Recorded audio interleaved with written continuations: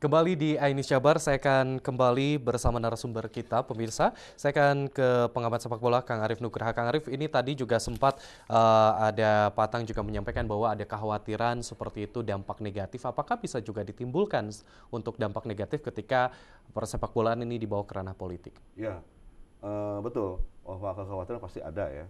Dan itu terjadi ketika ada pertandingan saat melawan Arema ya, Arema FC di Piala Indonesia. Olahraga itu kan persahabatan.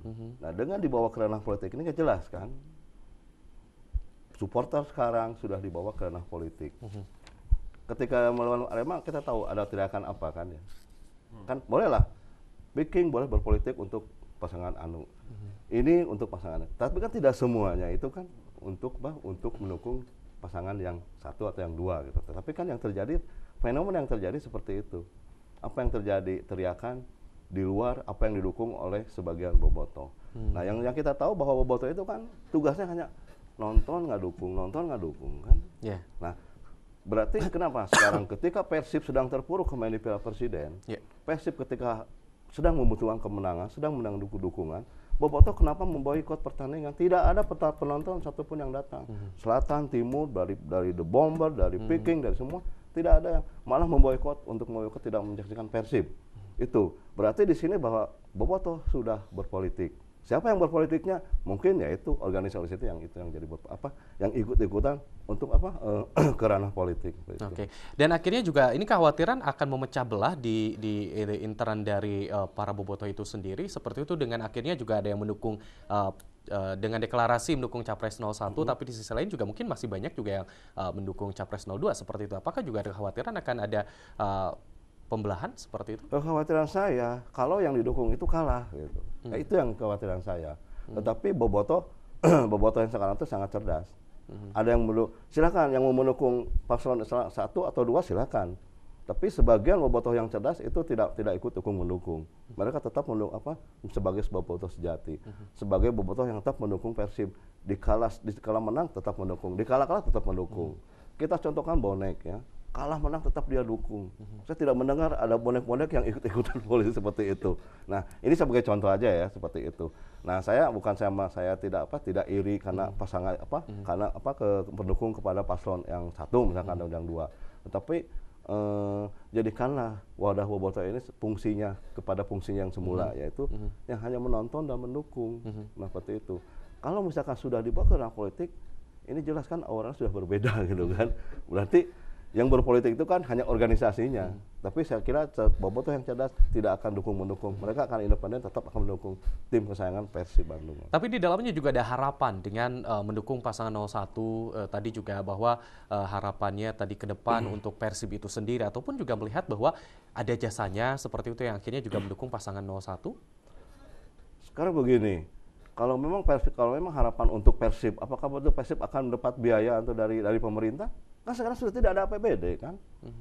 Kalau misalkan pasangan ini menang, apakah akan dibiayai oleh pasangan yang menang? Kan tidak sekarang kan. Tapi memang betul ada sosoknya di sini kan, sosoknya yang yang menjadi seorang komisaris ya, yaitu ya sebagai ketua tim pemenangan. Nah, ini kan kita tidak bisa apa-apa ya seperti itu. Berarti di sini kan bobotoh itu kan bukan lagi membela yang benar tapi membela yang bayar dong kalau begitu ya. Saya pikir saya tidak mengatakan jangan mendukung, tapi kembalikanlah kepada hati nurani bobotoh itu sendiri. Apakah mau menonton Persib atau mendukung Persib atau memang mau boikot gitu ya. Ke depan janganlah seperti itu. Saya prihatin ketika melawan pertandingan terakhir melawan Perseru di Piala Presiden, khawatir sekali. Ini kenapa bobotoh memboikot? Ketika membutuhkan tiket berburu boyong-boyong membondong-bondong mencari tiket, tetapi ketika diberikan kesempatan malah memboikot. Ketika Persib membutuhkan kemenangan, butuh dukungan tidak ada. Nah, ini yang harus dikembalikan ke hati nurani bobotoh. Nah, itu. Jadi mau berpolitik atau mau mendukung Persib itu kan? Nah, oke, ini melihat Kang Arief silakan, Kang Rendra silakan. Ini tadi melihat juga bahwa ya itu ternyata ada dampaknya lah seperti itu. Kalau bicara masalah dampak yang Kang Arief bilang ketika yang boikot itu kan nggak ada, itu statement dari Viking sendiri itu untuk memboikot. Dan boikot itu kan pergerakannya itu di media sosial. Yang lebih berbahaya sekarang media sosial gitu. Jadi saya melihat fenomena media sosial, jadi ketika anak-anak kecil yang baru nonton Persib atau hanya tahu segelintir tapi sudah menghina orang yang udah puluhan tahun itu nonton Persib kan, itu kan adabnya tuh di mana gitu. Itu yang pertama. Yang kedua, ya saya bilang tadi gitu, kalau boykot Viking sampai kapanpun pasti akan dukung Persib, Kang, dan kondisi apapun. Itu sejarah itu sudah ada gitu. Sejarah itu sudah ada. Jadi ketika bicara masalah politik adalah kebijakan gitu. Yang kita dukung adalah 01 ya punya kebijakan pro sepak bola yang lebih baik gitu. Gitu. Ya, yang saya bilang tadi, ketika ada orang baik untuk pro terhadap bobotoh, terhadap sepak bola, kenapa nggak kita bantu gitu? Karena menurut saya perjuangan itu bukan cuman kita di medsos gitu kan, kita turun ke jalan gitu. Ya tetap gitu kan, harus ada yang menangkap mafia bola ya bukan, bukan orang-orang yang komen yang menghujat sama bobotoh, tapi ya polisi di situ kan yang lewat Satgas anti mafia bolanya di situ, gitu kan. Ada kebijakan gitu yang pro gitu.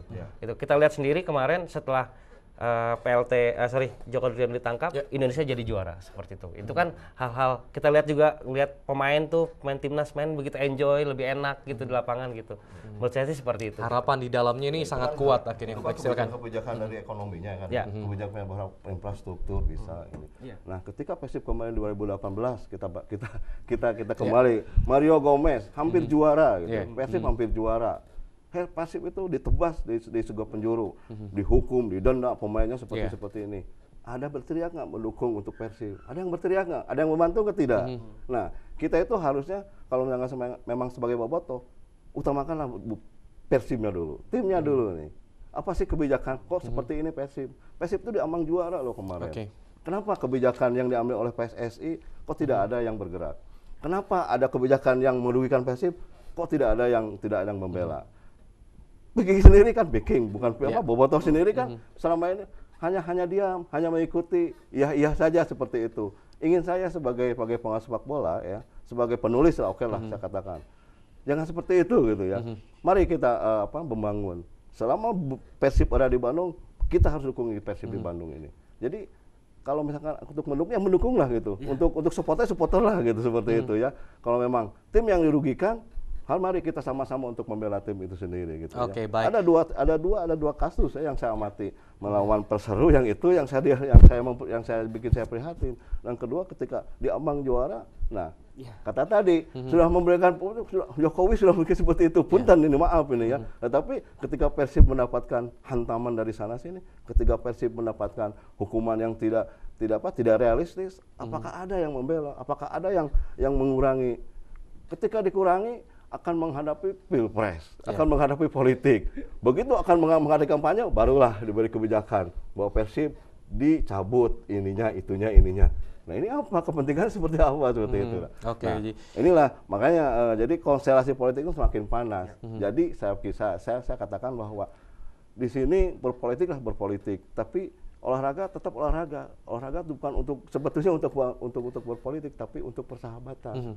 Nah, esensinya dari nanti khawatirnya itu apa yang didukungnya, siapa yang didukungnya kalah. Nah, ini esensinya akan berdampak seperti apa gitu. Contoh kasusnya kan yang ketika melawan Arema kan, teriakan itu. Nah, itu esensi.